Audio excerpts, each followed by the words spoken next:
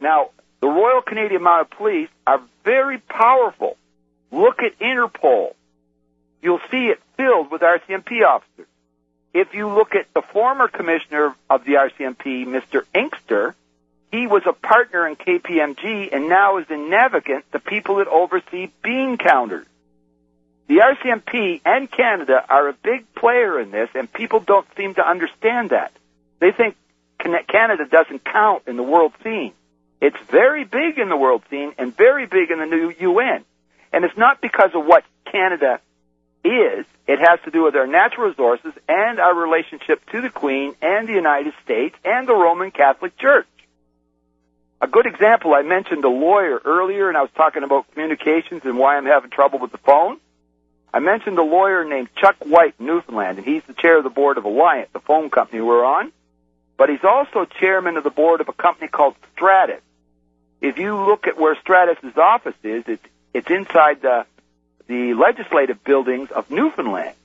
And look on the board of directors, and you'll see that they're really based in Bethesda, and you look at the who's who of the U.S. Defense Department. Now, if you don't think Newfoundland is a very important place in this whole world, think about it as a way station across the Atlantic to Europe. And then if you look at how a lawyer swears oath to the bar, I believe they call that the British something registry. Right. And in a country such as the United States, where they recognize all men as equal, how do lawyers assume the name as Esquire, the son of a lord? Every word they say, and what people say about the trimmings on the flag and having to do with common law and admiralty law and commerce law is true. And there's no need for me to reiterate it. I'm just asking people to check my work, what I did, when I did it, the public record, and ask your congressman, what's up with this? It's not my job as a private citizen to explain my private matters and my concerns with long-standing evil government. But if people understand me and how it affects their rights and interests, then we should all work together against the people who should be working for us but are working against us. For the benefit of a very few. David, I just have to say, the congressmen are in on it. I mean, the way I look at it is, when they get elected to office, they take them into a back room and they say, this is how it really works. Oh, before they get to it takes a lot of money to get a seat in Congress and the Senate. Right, yeah. So they're not even allowed to... out of the gate. Yeah, they're not even allowed to run unless they're going to play the game. But in case once in a great while somebody does get in because they have some agenda, like Carolyn McCarthy in New York, the only reason they let her run was because her husband was killed and her son was shot by the Manchurian Candidate Long Island gunman, so they let her get in so that she could try to take our weapons away. Yeah, it's funny you say Manchurian Candidate, because that's the way I look at Mr. Obama. Now, yeah, definitely. When Peter Fitzgerald quit his seat in the Senate, and this young fellow Obama put his name up, now we both know it takes millions and millions of dollars to run for a Senate seat. Mm-hmm. So somebody's behind this young fellow. So the more I Googled him and researched him, the less I could find. He was a very interesting character to me in early 2004 when nobody ever heard of him. So I called his office and I talked to a man by the name of Peter Coffey. He now works at the university there in Chicago. But I'm talking to this Peter Coffey character and asking him about Obama and what does he think of Kerry and Kennedy and everything. And I said, are you guys coming to the Democratic Convention in Boston in July of 2004? And he said, no, I'd like to, though. And then I said, well, would you like the same stuff that Senator Kerry and Ted Kennedy has? And Ted Kennedy answered, oh, love it. And I said, all right. And I sent it certified mail to him. And then, wonderful world of coincidences, within a month or so, Alan Keyes was in town protesting about the Supreme Court in Massachusetts allowing gay folks to get married. So I was there at his big thing downtown in Boston where they had the Tea Party right there. And I gave Alan Keyes' lawyer, his buddy over in Missouri, who was running for Attorney General in Missouri, the stuff by mail, and I gave it to the locals in Boston. And the next thing I know, while I'm running for Parliament in Canada, I noticed that David Offhauser was appointed general counsel of UBS, and I noticed this Alan Keyes character running against Barack Obama for his seat in the Senate. And I said, I watched Alan Keyes in action, and he's a very, very good public speaker. He's really good. He's as good as any evangelist I've ever seen. Yeah. And I'm a showman myself. You can tell I'm not shy. You see me in court, it's a circus. But I said that Obama kid must be quite a debater if he can defeat Alan Keyes at debating. And sure enough, Barack Obama is the keynote speaker at the Democratic Convention in Boston. And that's when most folks ever heard of Barack Obama. Right. And I'm telling you, he is a very interesting character. And what people say of him and about his past, it's what we don't know that we should find interesting, not what we know. And you look at his work inside the Senate in Chicago, hardly did anything until the last year, and basically it's using other people's work and putting his name on it. It's like everybody knew Fitzgerald was going to quit, and they were lining him up.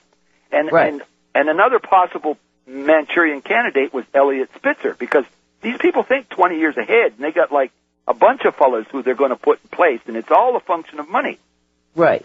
And they know they're all doing corrupt things, and then if they want to take one of them down, like they did with Spitzer, the crimes that he's committed are much bigger than, going across straight lines to have sex with a prostitute or whatever. But we get so many callers lining up. I just want to state, Obama is a bloodline. He's a cousin of Cheney, and the way that I look at it, they brought him in now because they got all of the people of color to stand behind him just because he happens to be half black. They're going to find out, and they are finding out right now, who this man really is. He's the next Hitler. And it's going to be very sad for them to have to face the fact that just because he has dark skin does not mean he has a conscience. Okay, we have so many callers lining up. Renee from North Carolina, are you there, Renee? Yes, I called to support what y'all were saying, because when I was listening particularly to you in the beginning of the program, I thought, if there's some first-time callers and they hear what she's saying, they're going to think she's batshit crazy, okay? Because the thing is, the stuff that is going on is so preposterous, normal people think, oh, well, that can't possibly be true, and they dismiss it, okay? All they have to do is look at the documents on my website, Renee, but go ahead. But it's going on all over the country. Probably yes, it is. The biggest lie ever perpetuated in the history of mankind, that we are a nation of laws, not of men. And like I say, it's going on nationwide, because I've just met too many people, and it's blatant, and it's from the top to the bottom, because I've caught even, the court reporters, and it's not just the lawyers and the judges.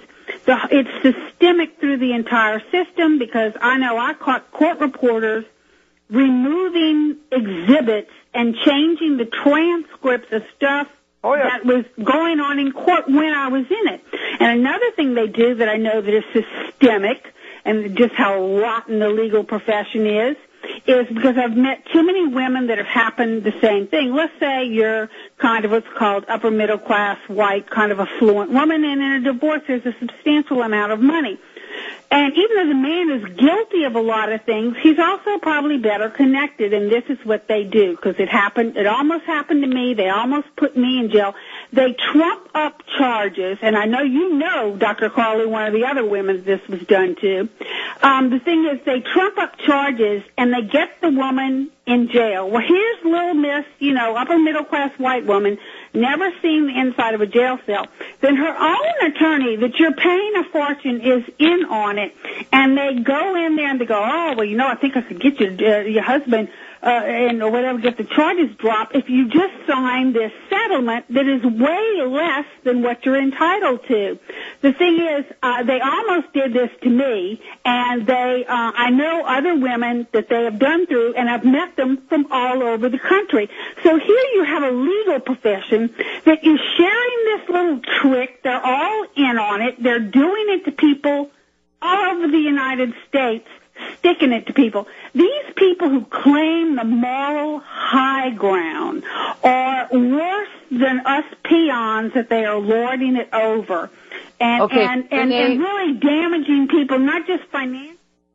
Renee, I agree with you, and I just want to say it's not a woman versus man thing. Yeah. Well, the person the person that has the connections is always going to win. Yes, and it's not a gender thing. Right. If it's the wrongdoer, then that's